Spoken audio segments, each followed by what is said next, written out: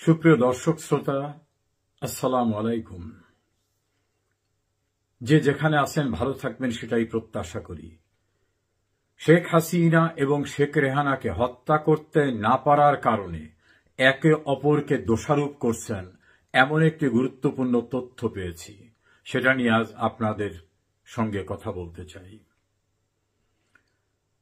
আমি বেশ কিছুদিন পূর্বে একটা ভিডিও কন্টেন্টসে বলেছিলাম যে আর কিছুক্ষণ সময় গণভবন এলাকায় থাকলে গণভবনের অভ্যন্তরে এমনকি যে বাহনটায় তারা উড্ডয়ন করছিলেন অর্থাৎ হেলিকপ্টারে, সেটার উড্ডয়নের আরো কিছু সময় থাকলে সেখানেই ভূপাতিত করা হতো। তখন আমাকে অনেকে নিরুৎসাহিত করে বলেছিলেন এই জাতীয় কন্টেন্টস বা এই জাতীয় কথা আমার মতো জায়গার থেকে বলা ঠিক না। আজ আমি তাদেরকে নতুন তথ্য দিচ্ছি।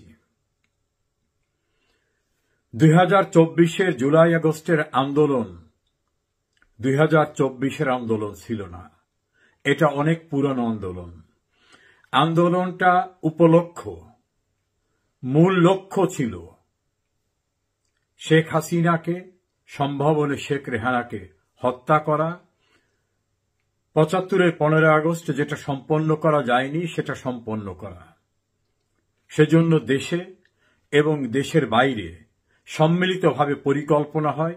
সেই পরিকল্পনা বাস্তবায়নের জন্য দেশের অভ্যন্তরে নানা রকম অ্যাক্টিভিস্ট নিয়োগ করা হয়, যারা এ ঘটনা ঘটাতে পারবেন এমন দক্ষ ব্যক্তিদের নিয়োগ করা হয়। এমনকি সিভিল এবং অন্যান্য প্রশাসনের ভিতরেও দীর্ঘদিন প্রচেষ্টায় তাদের লোক তৈরি করা হয় বা বিনিয়োগ করা হয়। সেই ধারাবাহিকতায় কিন্তু 2024-এর জুলাই আগস্টের ঘটনা দৃশ্যমান হয়েছে। কোটা কোনো আন্দোলন ছিল না। শেখ হাসিনা যেটা বারবার বলেছিলেন যে আসলে তাদের টার্গেট হচ্ছে ক্ষমতা দখল করা, কোটা মূল লক্ষ্য না, কোটার দাবি মেনে নেওয়া। এমনকি অ্যাপিলেট ডিভিশনে হাইকোর্টের জাজমেন্ট স্থগিত হয়ে যাওয়া, হাইকোর্টের জাজমেন্ট বাতিল করে দেওয়ার পরেও তারা যে আন্দোলন করেছিল, কোটাই যদি তাদের দাবি হয়ে থাকবে তাহলে তো সেই আন্দোলন আর অব্যাহত রাখার কথা ছিল না। আমি কয়েকটি দায়িত্বশীল সূত্র থেকে, নির্ভরযোগ্য সূত্র থেকে নিশ্চিত হয়েছি আন্দোলনের আসল লক্ষ্য ছিল শেখ হাসিনাকে হত্যা করা, শেখ রেহানাকে হত্যা করা। সেই হত্যা করার জন্য যত পরিকল্পনা ছিল, সেই পরিকল্পনা প্রণয়ন শুধু না, বাস্তবায়নের জন্য সরকারের অভ্যন্তরে, সরকারের বাইরে গুরুত্বপূর্ণ বিভিন্ন পর্যায়ে ডিপ্লয় করা হয়েছিল দক্ষ জনশক্তিকে। তাদের দেওয়া হয়েছিল আর্থিক এবং অন্যান্য ইনস্ট্রুমেন্টাল যোগান। একটা ধূম্রজাল সৃষ্টি করে মীমাংসার নামে বা অন্য কোনো উপায়ে শেখ হাসিনাকে গণভবনে আর কিছুক্ষণ রাখা সম্ভব হবে, এটাই ছিল তাদের পরিকল্পনা। ইতোমধ্যে সব প্রস্তুতির চূড়ান্ত হয়ে কার্যক্রম শুরু হয়ে যাবে। এমনকি শেখ হাসিনা যে যানবাহনে উঠবেন, সেটা হেলিকপ্টার হোক, গাড়িতে হোক, প্রয়োজনে সেটাও আক্রান্ত হবে। এই আক্রান্ত হওয়ার মধ্য থেকে তাদের আন্দোলনের চূড়ান্ত সফলতা নিশ্চিত করবে, সেটাই ছিল তাদের লক্ষ্য। আল্লাহর অশেষ রহমতে এবং শেখ হাসিনার অত্যন্ত বিশ্বস্ত কিছু সহকর্মীরা দ্রুততার সঙ্গে তাকে সরিয়ে নেওয়ার কারণে তিনি এবং তার বোন রক্ষা পেয়ে যান। তাৎক্ষণিকভাবেই যখন জানতে পারে ঘাতকরা যে তিনি চলে যাচ্ছেন, তখন তারা দ্রুততার সঙ্গে এসেও উড্ডয়নে থাকা বাহনটিকে আর আক্রমণ করার সুযোগ পাননি। গণভবনে তো তারা ছিলেনই না। এমনকি গণভবনে তাদের নিত্য প্রয়োজনীয় মালামাল গুটিয়ে নেওয়ার জন্য যদি কিছু সময় নিতেন তাহলে আর বের হতে পারতেন না।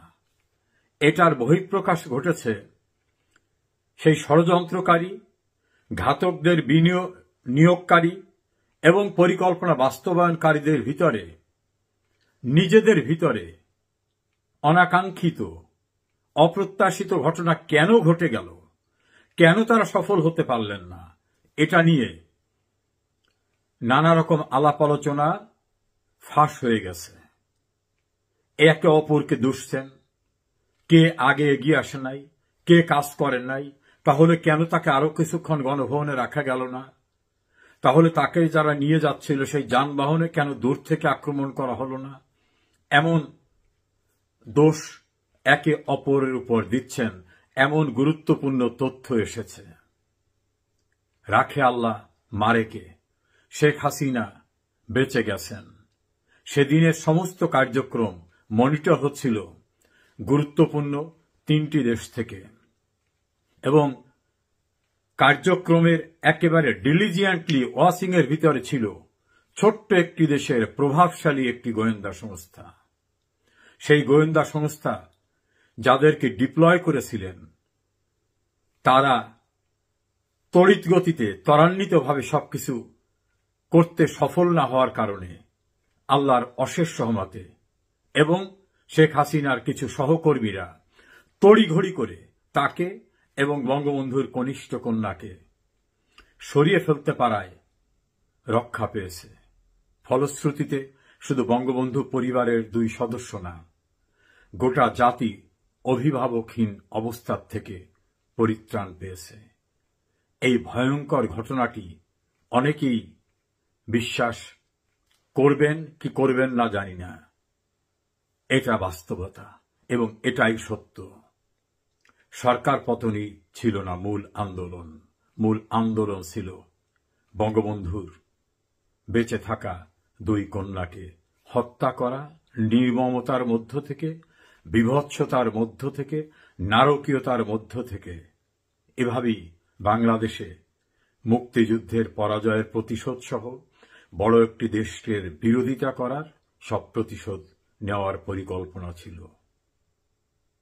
আল্লাহ চাইলে কি না সম্ভব, সেভাবে তিনি বেঁচে গেলেন।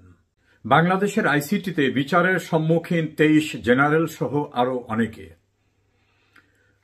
প্রশ্ন উঠেছে, এই 23 জেনারেলের পূর্বে যারা এই জাতীয় দায়িত্বে ছিলেন, বর্তমানে যারা আছেন, তাদের পরিণতি কি হবে?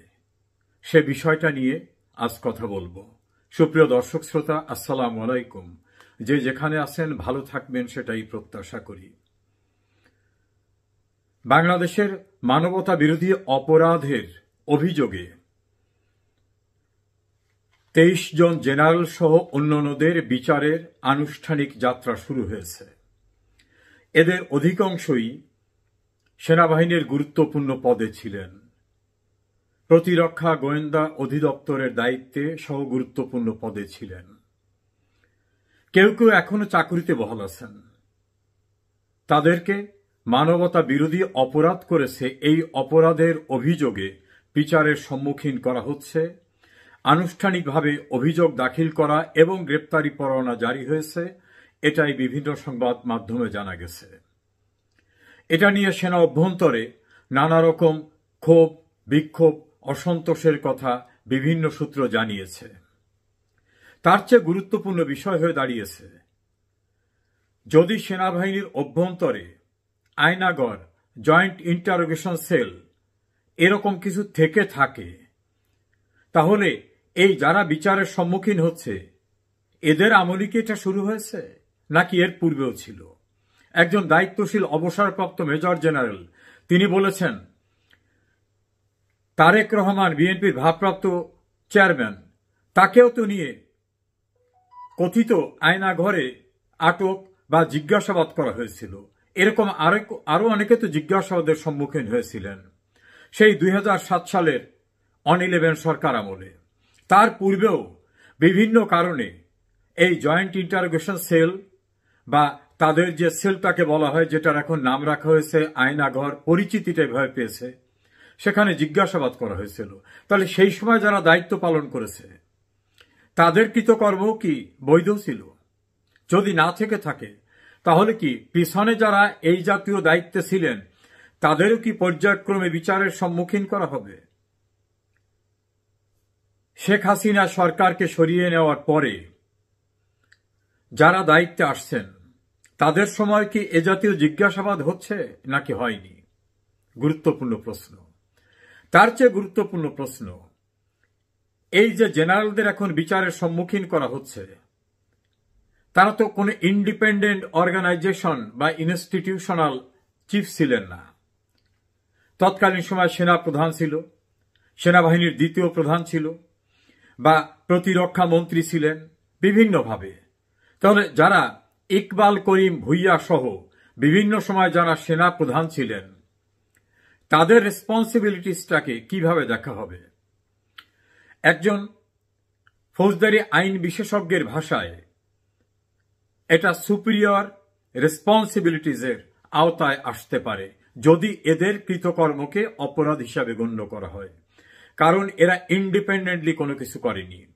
এরা তার বিভাগীয় দায়িত্বে নিয়োজিত থাকা অবস্থায় কোনো কৃতকর্ম যদি অন্যায় হয়ে থাকে তাহলে সেই দায়িত্বে যারা নিয়োগ করেছিলেন তারা যদি কোনো ব্যবস্থা না নিয়ে থাকেন তাহলে সুপিরিয়র রেসপন্সিবিলিটিস তাদের উপরে থাকবে।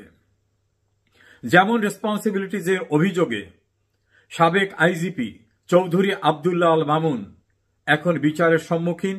200-র উপরে মামলায় তিনি আসামি। আইসিটি মামলায় যদিও তিনি রাজসাক্ষী হয়েছেন, তার পরিণতি কি হবে আমরা জানি না, কিন্তু সে মামলায় তিনি আসামি। আরো প্রশ্ন উঠেছে, বর্তমানে যিনি সেনাপ্রধান তিনি দায়িত্বে আসার পরেই তো 2024 সালের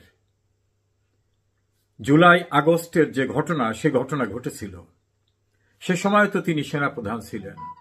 তাহলে কি সুপিরিয়র রেসপন্সিবিলিটিজের এলিগেশনে তার বিরুদ্ধে অভিযোগ আনা হবে? আজ হোক পরে হোক, এমনটা কি আনা হবে? এই গুরুতর প্রশ্ন কিন্তু আলোচনা এসেছে। আরো আলোচনা এসেছে সেনা কর্মকর্তারা যারা ইন সার্ভিস বা চাকুরিতে থাকা অবস্থায় যদি কোনো অপরাধ করেন তাদের বিচার কি অর্ডিনারি সিভিল কোর্টে বা আইসিটিতে করা যাবে নাকি সেনা আইনের অধীনে হতে হবে? এই প্রশ্নটি কিন্তু খুবই গুরুতর প্রশ্ন। এই প্রশ্নের এখনো কোনো সঠিক উত্তর কোনো আলোচনায় সেনা পরিদপ্তর থেকে কোথাও দেখা যাচ্ছে না।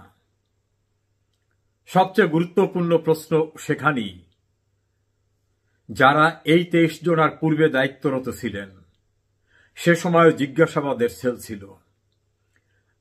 এদের পরে যারা দায়িত্বরত তাদের সময় কোনো ঘটনা ঘটে থাকলে এবং এই ধারাবাহিকতায় যারা সেনা প্রধান হিসাবে দায়িত্বরত ছিলেন তাদের ঊর্ধ্বতন কর্তৃপক্ষের যে দায়, যেটাকে সহজে আইনের ভাষায় সুপিরিয়র রেসপন্সিবিলিটিস বলা হয়, সেই দায়ও কি সম্মুখীন?